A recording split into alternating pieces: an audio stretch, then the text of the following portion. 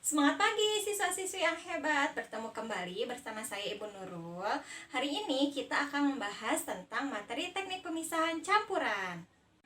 Jika kalian memiliki campuran pasir dengan kapur barus, bagaimana cara memisahkan keduanya? Yuk kita sama-sama cari tahu. Sekarang kita masuk ke materi pemisahan campuran. Ini kompetensi dasar yang kalian harus pahami. Intinya, kalian harus bisa membedakan setiap teknik pemisahan campuran yang akan digunakan. Ini adalah materi yang akan kita bahas, yaitu yang pertama pengertian pemisahan campuran, kemudian yang kedua teknik pemisahan campurannya. Nah, sebetulnya apa sih pengertian dari pemisahan campuran? Jadi, intinya pemisahan campuran itu adalah memisahkan senyawa atau bahan yang kita inginkan dari sekumpulan senyawa atau bahan yang lainnya. Kemudian, ini adalah teknik pemisahan campurannya. Jumlahnya ada 5 yang akan kita bahas hari ini.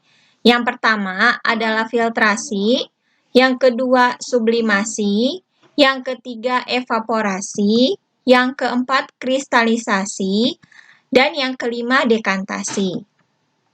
Kita bahas dulu yang filtrasi. Filtrasi itu atau istilahnya penyaringan. Prinsip dari filtrasi ini adalah zat atau bahan yang ukurannya lebih besar daripada pori-pori saringan, maka dia akan tertahan pada saringannya. Kalian pasti pernah melakukan proses penyaringan ini, jadi pasti kalian paham dengan pemisahan filtrasi. Yang kedua yaitu sublimasi. Teknik pemisahan ini salah satu bahannya harus bisa menyublim. Misalnya, ada campuran kapur barus dengan pasir. Kemudian kita akan pisahkan. Kemudian, ketika dipanaskan, kapur barus akan menguap dan tertahan di dinding wadah ini. Ini ya, pada gambar ini. Sehingga dapat terpisah antara pasir dengan kapur barusnya. Ya, jadi prinsip pada sublimasi ini salah satu bahannya harus bisa menyublim. Oke. Kemudian yang ketiga, evaporasi.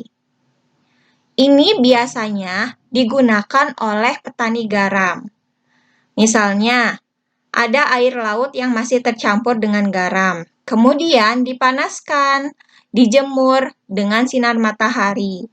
Nah, airnya akan kemana? Airnya akan menguap, sehingga di dalam wadah yang sudah terbentuk kristal-kristal garam.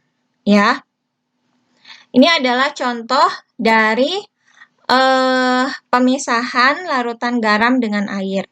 Jadi dicampurkan dulu, kemudian dipanaskan. Setelah dipanaskan, airnya itu akan menguap. Ya, kemudian yang tersisa adalah kristal gula dan garamnya. Kristalisasi ini tahapan lanjutan dari evaporasi.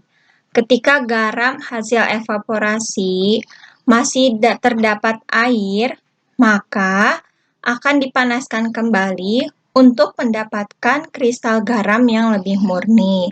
Jadi, ketika petani garam itu hasil dari evaporasi masih terdapat banyak air, kemudian garam tersebut dipanaskan kembali untuk mendapatkan kristal garam yang betul-betul sudah tidak mengandung air lagi, ya. Kemudian yang kelima adalah dekantasi. Pasti kalian sudah pernah melakukan pemisahan dekantasi ini. Misalnya, ketika kalian mencuci beras, kemudian kalian akan memisahkan air dengan berasnya. Maka, berasnya dibiarkan mengendap terlebih dahulu, kemudian dituang airnya secara perlahan. Itu merupakan metode pemisahan campuran yang namanya dekantasi. Jadi itu 5 teknik pemisahan campuran yang kita bahas hari ini. Ada filtrasi, sublimasi, evaporasi, kristalisasi, dan dekantasi. Setiap teknik pemisahan memiliki prinsip yang berbeda, tergantung bahan atau senyawa apa yang kita inginkan. Bagaimana materi hari ini? Mudah sekali bukan teknik pemisahan campuran? Demikian materi hari ini. Semangat belajar!